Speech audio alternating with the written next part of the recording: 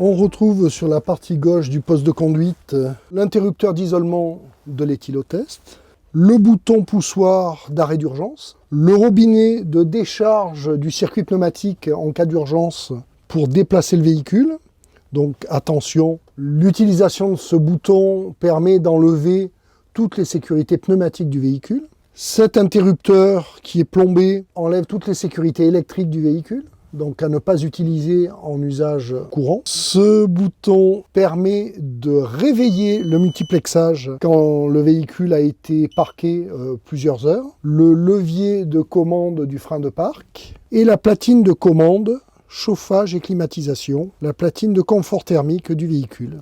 Et ici, vous retrouvez le micro pour les passagers. On retrouve ici une prise allume-cigare, le bouton rotatif pour régler l'orientation des rétroviseurs gauche et droit, le bouton d'éclairage des veilleuses et feux de route, le bouton de dégivrage des rétroviseurs extérieurs, le bouton de commande de la montée-descente de la vitre latérale coulissante, la commande des trappes sur le toit, la première et la deuxième, le bouton de réinitialisation de l'éclairage intérieur après la décompression des portes et la recompression.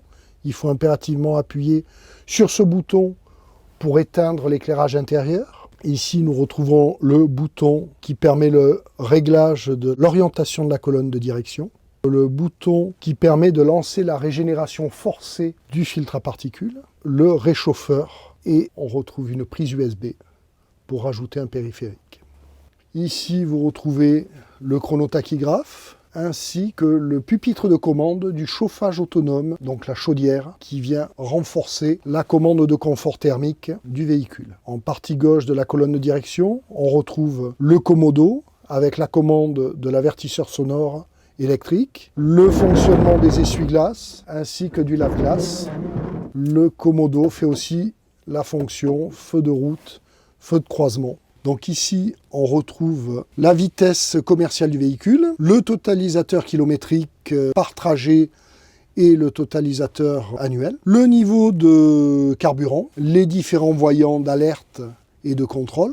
Sur le premier bar graphe, à gauche de l'afficheur matriciel, on retrouve le taux de colmatage du filtre à particules. Le deuxième bar graphe, c'est le niveau d'AdBlue dans le réservoir d'AdBlue. La partie centrale, on a la silhouette du véhicule et on a un menu déroulant pour les diagnostics éventuellement, la lecture des codes défauts. Et les deux barres graphes de droite affichent le niveau de pression d'air dans chacun des deux circuits, avant et arrière. En partie droite du tableau de bord, l'indicateur de régime moteur ainsi que l'indicateur de température de liquide de refroidissement. L'afficheur permet de voir ce qui se passe à l'arrière du véhicule dans les phases de recul du véhicule.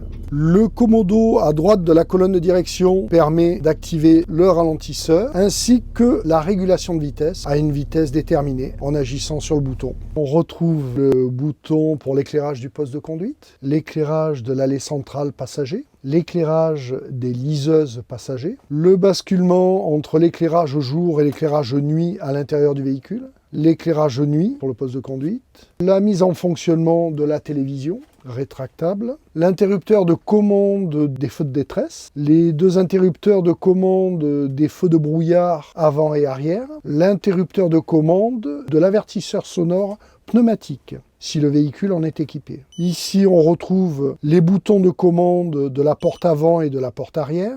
L'interrupteur avec le cadenas permet d'activer la commande extérieure de la porte avant. Quand vous voulez monter dans le véhicule, vous serez obligé de décompresser la porte au lieu d'appuyer sur les deux petits boutons si l'interrupteur n'est pas basculé. L'interrupteur du pictogramme transport d'enfants. L'interrupteur qui permet de basculer les plages de puissance de la boîte de vitesse entre le mode Eco et le mode Power. L'interrupteur de neutralisation de l'ESP, de l'anti-patinage. L'interrupteur de couplage du ralentisseur avec la commande de frein. L'interrupteur de découplage de l'anti-collision quand le véhicule en est équipé, l'interrupteur de découplage du système de franchissement de ligne, l'interrupteur d'activation de la sono pour le compartiment passager. De la sono, que ce soit la musique ou le micro l'interrupteur d'activation de la suspension qui permet de monter ou de baisser la suspension du véhicule. De part et d'autre du poste de radio et du lecteur de DVD, les interrupteurs de commande des stores intérieurs.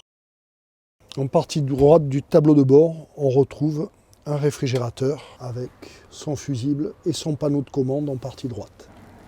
Ici, on va retrouver